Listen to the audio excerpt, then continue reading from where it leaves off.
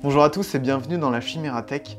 Aujourd'hui, on va avoir 5 bonnes raisons de voir ou de revoir A Touch of Zen. Notre histoire se passe durant la dynastie Ming. Les rivalités entre le mouvement Doling et le grand eunuque Wei ne font que croître. Yang Wuzvian, la fille du chef du mouvement Doling, fuit en compagnie de 2 généraux et se retrouve contraint de se cacher dans une cité. Ils vont faire la rencontre d'un jeune lettré d'une trentaine d'années, vivant chez sa mère, qui, pris dans des enjeux politiques plus forts que lui, va décider de les aider. Malgré qu'il soit le seul qui ne soit pas combattant, il va utiliser de ses stratagèmes pour faire fuir l'armée ennemie. S'ensuit des amours, des complots et une grande fresque épique que vous découvrirez en regardant le film. Le film est le premier film d'art martial à être récompensé à Cannes. Il gagne le Grand Prix technique de la Commission supérieure technique de l'image édition. Ce Wuxiapian, c'est-à-dire film de sabre chinois, il a eu une influence énorme, tout comme l'œuvre de King Wu, son réalisateur.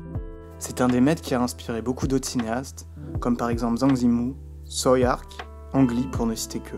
Pas de Touch of Zen, pas de Tigre et Dragon, pas de Tigre et Dragon, pas de Tigre et Dragon. Par exemple, si vous voulez savoir d'où vient The Hateful Eight de Tarantino, eh bien c'est un remake caché d'un des films de King Wu, Dragon Inn. Le film a influencé, mais a aussi été influencé, notamment par les films de sabre japonais, les Shambara, mais King Wu va aller beaucoup plus loin et va proposer une mise en scène des combats beaucoup plus poussée, et il va faire des chorégraphies, une véritable danse.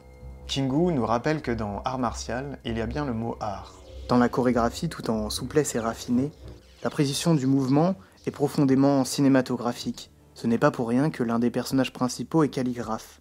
La beauté du geste que l'on retrouve dans le pinceau du calligraphe, dans la caméra, dans l'art martial, est empreinte de poésie. La chorégraphie irréelle s'oppose à la caméra de Bruce Lee à la même époque, qui dans ses films de boxe chinoise utilise des plans plus larges et de manière beaucoup moins coupée. Bruce Lee était vraiment dans la performance, il voulait démontrer son art via le cinéma. Alors que là, on n'est pas du tout dans la même veine, c'est vraiment le spectacle qui importe. Pour ma part, je trouve une beauté qui va au-delà du film de chevalerie dans ce film-là. Et c'est un film qui est repris, par exemple, La forêt de bambou, c'est un élément classique du Wuxiapian. On peut le retrouver, par exemple, dans Le secret des poignards volants. Je trouve que dans le Wuxiapian, il y a toujours un irréalisme poétique qui participe à l'épique de la scène. Je pense à une scène de combat incroyable dans Le secret des poignards volants où tout à coup il se met à neiger. On verrait jamais ça dans un film américain, ou alors ça serait pas mis de la même manière.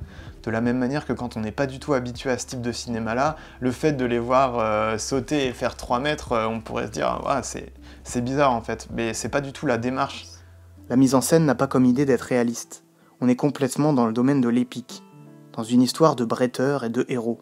À l'instar des mythes héroïques, le film est une quête initiatique. Le film démarre sur un archétype parfaitement maîtrisé du film de chevalerie, mais va ensuite chercher la transcendance de ses personnages. Pour pouvoir aller de l'avant, les personnages vont devoir traverser leurs problèmes psychologiques, puisque finalement, les plus grands ennemis dans le film, c'est eux-mêmes. Le personnage principal va devoir faire fi de sa colère en elle et surmonter son idéal de vengeance. Tout comme les moines, elle va devoir abandonner sa colère et les illusions de ce monde. Le film va commencer dans des enjeux politiques énormes et se recentrer sur les individus.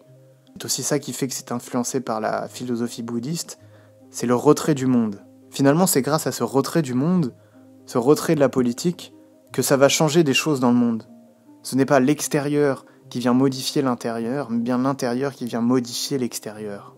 Ce Wuxiapian flirte avec le thriller politique, le tout enrobé d'une ambiance surnaturelle. Le film arrive à trouver un équilibre entre intrigue, complot et personnages. L'iconisation des personnages est toujours très intéressante, parce qu'ils sont très souvent mentionnés avant d'être présents à l'image. Ça donne tout de suite une force au récit. Tous les personnages en deviennent importants, comme si la narration que l'on suivait n'était qu'une petite partie visible de la fresque épique. Et c'est ça qui rend aussi ce côté intérieur, puisque chaque personnage a sa personnalité, et on a vraiment l'impression qu'on est dans un monde organique et vivant. Et c'est en ça que A Touch of Zen est un grand film. C'est qu'à mon sens, dans tout ce qu'il entreprend, il sous-entend plus qu'il ne montre. C'est la marque de toutes les grandes œuvres, elles arrivent à capter l'invisible.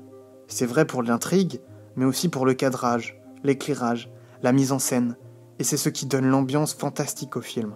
Parce que le film est en fait l'adaptation d'un roman, King Wu, pour ajouter de la consistance au film, a rajouté une dimension spirituelle. Parce que A Touch of Zen, comme son nom l'indique, est aussi teinté de spiritualité.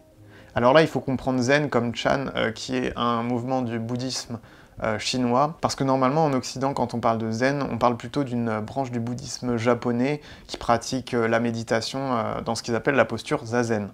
Des moines bouddhistes vont faire leur apparition dans l'histoire, et autant vous dire qu'ils ne rigolent pas. Mais ce qui donne aussi l'aspect spirituel au film, c'est principalement la somptueuse photographie. La manière de filmer la forêt est extrêmement intéressante parce que les personnages sont très souvent en contre-plongée, comme pour toujours rappeler que la forêt est au-dessus d'eux. C'est ce qui donne l'ambiance mystique au film. Cet aspect est renforcé par la lumière. La forêt semble un lieu où le complot politique n'existe plus, et où seul reste l'instant de la fuite et du combat. Avec l'intervention des moines bouddhistes, le film se transforme en une fable profondément pacifiste. La brume entre les arbres de la forêt de bambou laissera ensuite place dans le dernier acte du film à une apothéose visuelle, une illumination transcendant la réalité comme le moine qui atteint la plénitude, et que seuls mes mots ici ne peuvent pas contenir. Si vous êtes convaincu maintenant pour voir le film, le lien se trouve dans la description, et bien sûr ce serait génial si vous pouviez partager cette vidéo. Parce que A Touch of Zen mérite d'être vu. C'est une histoire mystique, épique, et dont les images pénètrent votre rétine et n'en ressortent jamais.